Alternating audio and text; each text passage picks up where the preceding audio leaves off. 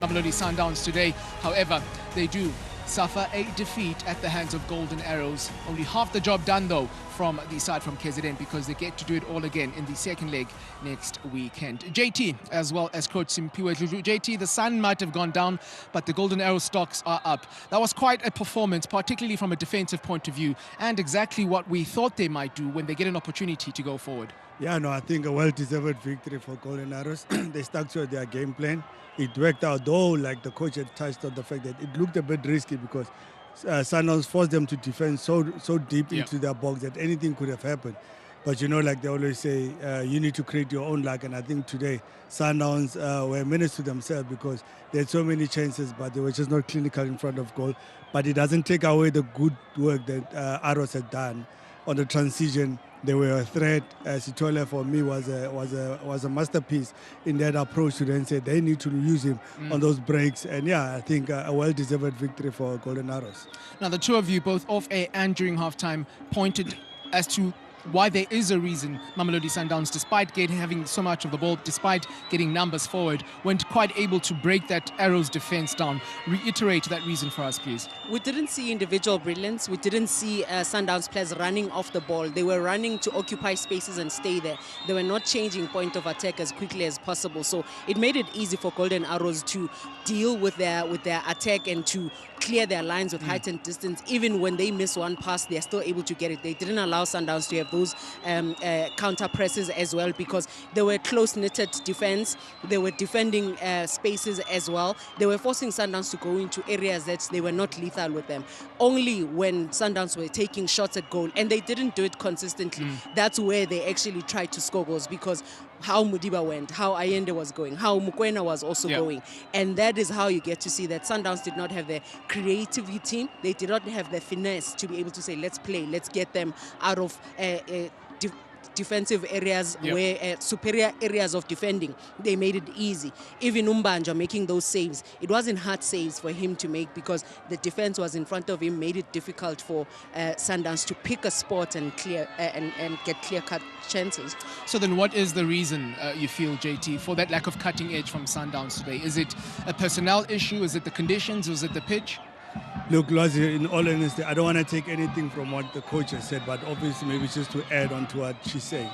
You see, when you play a team that's playing a rest defense, at some point you need to isolate them and leave them alone. Right. But what Sundowns were doing, they were taking up those spaces too early. So it becomes easy to mark you because you come into exactly where I am. But if you leave me a space to now be indecisive to then say, do I leave you to go receive there, or what do I then do? That is where now you make the defender to start thinking twice to then say, does he leave his defensive line to go and mark you? And for me, I think Sundowns were not doing that. They were occupying the space early. So now there are numbers. It becomes so difficult to even play through them because at some time there's not even a space to connect with your next player to play behind them because they are so close to the box. Instead of what they could have done was to go wide, force those one-on-one situations. Those situations only started to transpire when Matthews came in. Mudau goes on the overlap. It's a 2 against 1 on the side. It forces the defense to now start shifting, and as a result, those spaces were starting to open up. So I think from a Sundowns point of view, they took up those spaces just too early. And again, I'm asking all these questions because there's still a second leg, and a couple of these things you feel are fixable from a Sundowns perspective. But all the credit to Golden Arrows and the work that they did today, particularly after losing their number one in Edward Maova relatively early. And again, we did confirm that it was a suspected discomfort of the knee from this here save in denying Lebo Mutiba. Yeah, and you can see already he's holding his hamstring. He overextended himself there, meaning, and that's a brilliant save that he makes there, because otherwise Mutibi scores in that moment. And when your starter of a goalkeeper gets injured so early in the game against the Sundowns, you're asking yourself, is number 2 ready? Is mentally ready? Because you know that Maova is your starter. He has 4 clean sheets coming into all competitions, coming into this tournament, into this encounter. So you're worried to say, will the defense understand his structure? But this is Mbanja that last season also, when Maova wasn't playing, he came through and was able to play with them. And he made some stellar saves when it comes to that. For me, it's the defensive organization for the whole team, because they were moving as a team. Normally when a team defends, but shifter laterally, Jim. But with Golden Arrows, they were actually moving diagonally, going to the rest defense, going into areas and spaces where they are saying, you have to come through me, because if you go laterally, you leave spaces in between. And it was a continuity from Umaova starting to the reserve goalkeeper coming in and the defense carrying on. Even with the subs that they were making like for like, and they kept to the same style of play, game plan and execution. And I do want to talk on Motiba very quickly, because he gets another opportunity. Only lost half of the game. Is there significance to that? Is that something? Is that nothing? I think the fact that he didn't come back second half, you could see that from the reactions of the fans, there was a bit of pressure on him. On those 2 chances that he got, he did not convert those.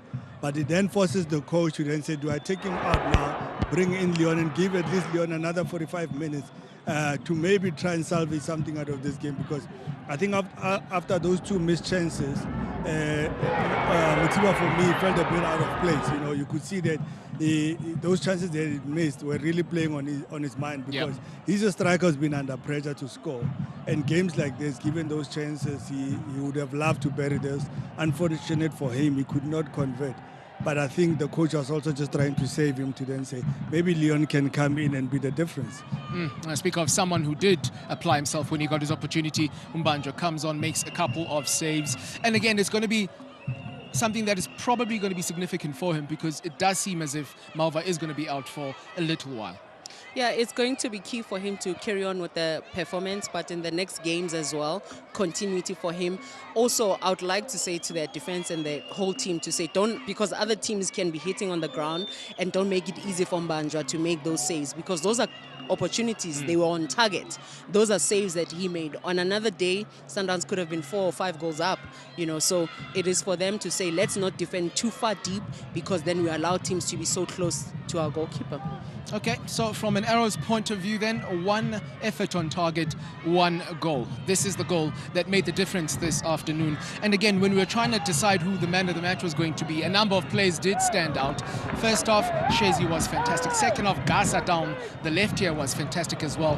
Fantastic ball to find your marksman in Junior Dion. And look, and I would really want us to just talk over this goal, but on an overlay from where it happened. Yeah. You'll see the lackluster pressing from Sundowns. It's not a team that was pressing to try and regain possession.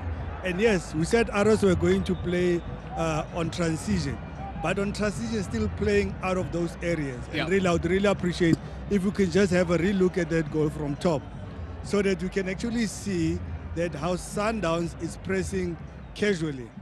They don't press to win possession. You look at it again, look at how easily they play in those areas. Look at the spaces in between.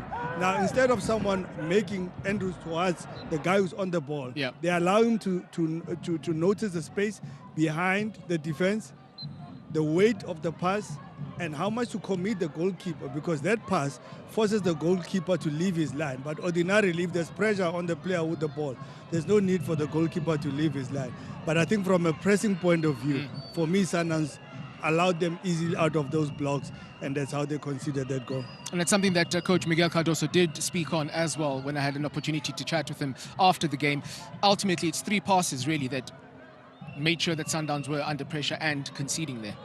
I like how Coach Pito Dladla said, when we have the ball, we'll be able to play. Normally teams, when they win possession in their own half and Sundowns presses them, they lose possession immediately. But Abafanabes tend to keep the ball and they find those spaces. They also took advantage of lack of speed and lack of agency from Sundowns. Like Jimmy is saying, Nguti, normally we speak about the speed of attack, speed of identifying a moment, speed of pass and all of that. But here we talk about lack of speed of identifying the close. How do we close the gap? Where's the rest defense? Obas Ugos runs back instead of closing on Shezi.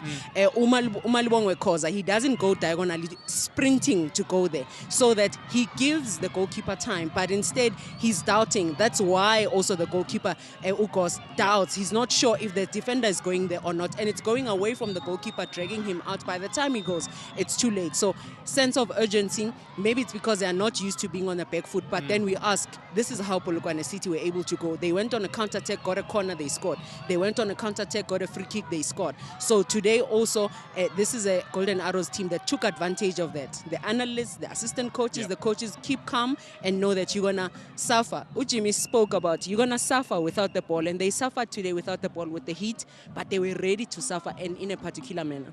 And obviously it speaks to the stats, because if you look at the stats, you'll actually realize that Sundowns were so much in possession, but it's not in areas where they were hitting Arrows.